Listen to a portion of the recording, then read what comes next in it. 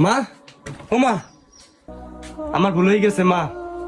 আমি আর আম্মের কথা জীবনে অমান্য করবো না মা। আমি যা কবেন মা আমি হেয়ে ওরমু।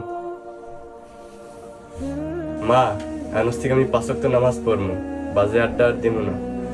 আর আমি গোসল করে গিয়ে আম্মে আমার পাঞ্জাবি টুপি জোগাড় হয়ে যায়, আমি জোহরের নামাজ পড়তে যাব। হে আল্লাহ, আপনি চাইলে সবই পারেন। ওরে ঈমান ধরে রাখার তৌফিক দান করুন। আপনি সর্বশক্তিমান।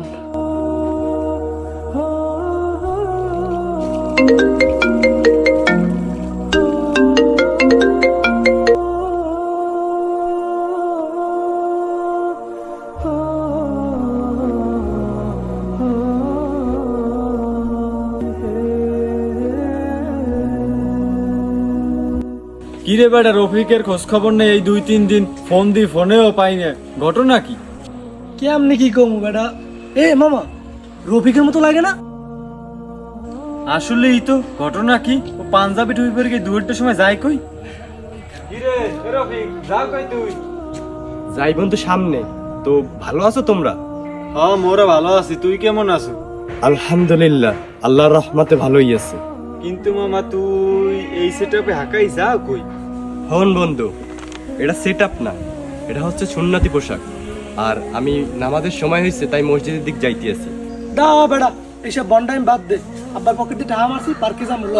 বুঝতে পারছি তুমি রমজানের গেরান পাইছো, মসজিদে ইফতার খাওয়ার ধান্দা ধরছো। বেশ তো এইরকমই ধরছো মামা। হন বন্ধু, আমি কোনো ভেষ ধরি নেই। আল্লাহ তাআলার রহমত এত বিশাল, যদি কোনো পাপী বান্দা আল্লাহর কাছে মাফ চায়, আল্লাহ নিশ্চয়ই মাফ করে দেয়। কোনো সময় কাউরে দেখা এইসব ভাবা উচিত না। কি কোন সময় আল্লাহ তাআলার পথে চললে একমাত্র আল্লাহ তাআলাই ভালো জানে। আর হন তোরা, আমরা সবসময় ভাবি আমাকে গুনার পাহাড় অনেক বড়, কিন্তু আল্লাহর রহমতের পাহাড় এর থেকেও অনেক গুণ বড়। আর আল্লাহ বলেছেন, হে আমার গুনাহগার বান্দারা, তোমরা আল্লাহর রহমত থেকে নিরাশ হইও না। আর আমাদের পাপ আল্লাহর কাছে কিছুই না। তাই চল, নামাজের সময় হয়েছে, আমরা 3 বন্ধু নামাজে যাই, একসাথে আমরা জান্নাতে ঘোরাফেরা করব। আসলে বন্ধু, তুই যে এতক্ষণ কথাগুলো বলছো সবে ঠিকই বলছো। আমরা যদি মরে যাই, কি নিয়ে কবরে যাব? চল নামাজ পড়তে চল। চল বন্ধু।